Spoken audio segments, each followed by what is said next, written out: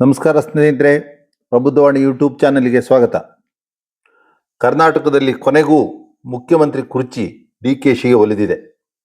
ಇಲ್ಲಿ ಡಿ.ಕೆ.ಶಿ ಅಂದರೆ ಬಂಡೆ, ಬಂಡೆ ಅಂದರೆ ಡಿ.ಕೆ.ಶಿ ಎಂಬಂತೆ ಆಗಿದೆ.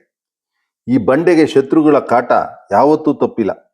ಏಕೆಂದರೆ ನೇರ ಮತ್ತು ನಿಷ್ಠುರವಾದಿಯಾದಂಥ ವ್ಯಕ್ತಿತ್ವವನ್ನು ಡಿ.ಕೆ.ಶಿ ಹೊಂದಿದ್ದಾರೆ.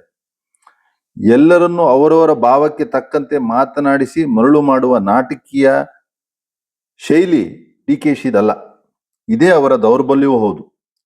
ಸಿಡಿ ಗುಂಡಿನಂತೆ ಇದ್ದರೆ ರಾಜಕೀಯದಲ್ಲಿ ಶತ್ರುಗಳು ಸಹಜವಾಗಿ ಹುಟ್ಟಿಕೊಳ್ಳುತ್ತಾರೆ.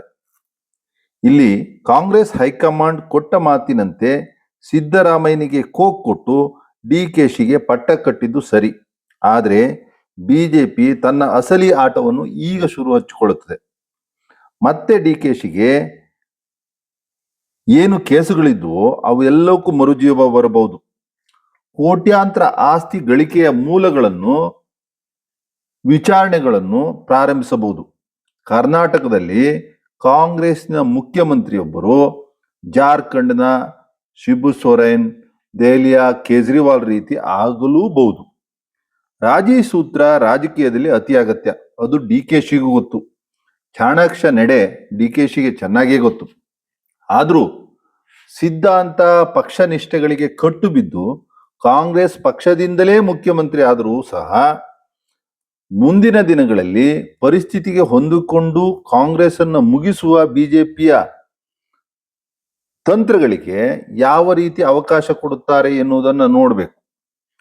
ಈಗಾಗಲೇ ದ್ವಾರಕನಾಥ್ ಅವರು ಹೇಳಿದ್ದಾರೆ, ಇನ್ನು 8 ವರ್ಷ ಡಿ.ಕೆ.ಶಿ ಮುಖ್ಯಮಂತ್ರಿ ಆಗ್ತಾರೆ ಅಂತೇಳಿ. ಅದು ಸಾಧ್ಯತೆಗಳನ್ನ ಹೇಳಲಿಕ್ಕಾಗೋದಿಲ್ಲ.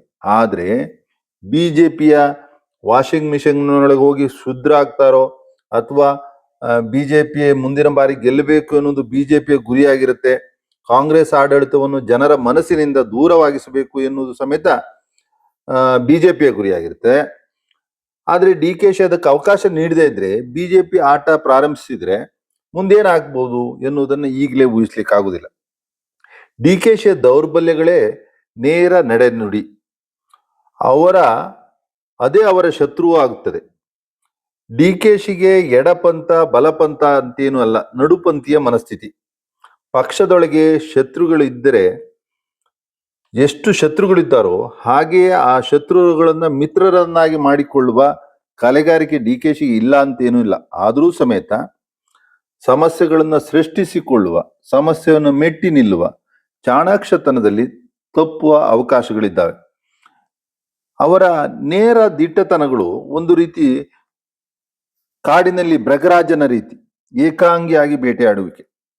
ಕಾಡಿನಲ್ಲಿ ಸಿಂಹವನ್ನು ಸಹ ಸೀಳು ನಾಯಿಗಳು ಬೇಟೆಯಾಡುತ್ತವೆ. ಹೇಗೆ ಅಂದರೆ ಗುಂಪುಗಾರಿಕೆಯ ಕಾರಣದಿಂದ. ಇದೇ ಅಪಾಯ ಡಿ.ಕೆ.ಶಿಯ ಮುಂದೆಯೂ ಇದೆ. ಆದರೆ ಸದ್ಯಕ್ಕೆ ಎದುರಾಳಿಗಳು ಯುದ್ಧಕ್ಕೆ ಬರುವುದಿಲ್ಲ.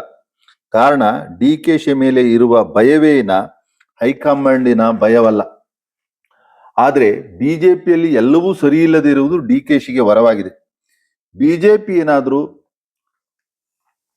ಪ್ರಬಲವಾದಂಥ ಒಂದು ವಿರೋಧ ಪಕ್ಷವಾಗಿ ಸಕ್ರಿಯವಾದಂಥ ಒಂದು ಕ್ರಿಯಾಶೀಲವಾಗಿ ಇದ್ದಿದ್ರೆ ಡಿ.ಕೆ.ಶಿಗೆ ಸ್ವಲ್ಪ ಮಟ್ಟಿಗೆ ಆಡಳಿತ ನಡೆಸೋದು ಕಷ್ಟ ಆಗ್ತಿತ್ತು. ಆದರೆ ಅಂಥ ಪರಿಸ್ಥಿತಿ ಕರ್ನಾಟಕದಲ್ಲಿ ಇಲ್ಲ ಎನ್ನುವುದು ಡಿ.ಕೆ.ಶಿಗೆ ವರದಾನವಾಗಿದೆ. ಮುಂದಿನ ದಿನಗಳಲ್ಲಿ ಏನಾಗ್ತದೆ ನೋಡೋಣ. ಯಾಕಂದ್ರೆ ಡಿ.ಕೆ.ಶಿ ಆಡಳಿತ ಎನ್ನುವುದನ್ನ ಜನ ಅನುಭವಿಸ್ಬೇಕು. ಹೇಗಾಗುತ್ತೆ ಅಂತ ಈಗಲೇ ಹೇಳಲಿಕ್ಕೆ ಆಗುದಿಲ್ಲ. ಒಂದಷ್ಟು ತಂತ್ರಗಾರಿಕೆ, ಎದೆಗಾರಿಕೆ ಎಲ್ಲವನ್ನೂ ಇರುವಂತ ಮನುಷ್ಯ ಆಡಳಿತವನ್ನು ಯಾವ ರೀತಿಯಲ್ಲಿ ಕೊಡ್ತಾರೆ ಎನ್ನುವುದನ್ನ ನಾವು ಈಗಲೇ ಊಹಿಸ್ಲಿಕ್ಕೆ ಆಗುದಿಲ್ಲ. ಆದ್ರಿಂದ ಮುಂದಿನ ದಿನಗಳಲ್ಲಿ ಏನಾಗ್ತದೆ ಅನ್ನೋದನ್ನ ನಾವು ಊಹಿಸಬಹುದು. ಊಹಿಸಿದಂತೆ ಆಗ್ತದೆ ಅಂತ ಹೇಳಲಿಕ್ಕೂ ಆಗುದಿಲ್ಲ. ದ್ವಾರಕನಾಥ್ ಅವರು ಹೇಳಿದಂತೆ 8 ವರ್ಷ ಮುಂದಿನ ಮುಖ್ಯಮಂತ್ರಿಯೂ ಅವರೇ ಆಗ್ತಾರೆ, ಆ ರೀತಿ ಆಡಳಿತವನ್ನು ಕೊಡ್ತಾರೆ ಅಂತ ರಾಜಯೋಗ ಇದೆ. ಅದನ್ನ ಭವಿಷ್ಯ ಸತ್ಯವಾಗ್ತದೋ ಸುಳ್ಳಾಗ್ತದೋ ಅನ್ನೋದನ್ನ ಕಾಲವೇ ನಿರ್ಣಯಿಸ್ತಿದೆ. ನಾವು ಕಾದ್ ನೋಡೋಣ ಅಂತ ಹೇಳ್ತಾ ವಿಡಿಯೋನ ಮುಗಿಸ್ತಾ ಇದೀವಿ. ಎಲ್ಲರಿಗೂ ನಮಸ್ಕಾರಗಳು.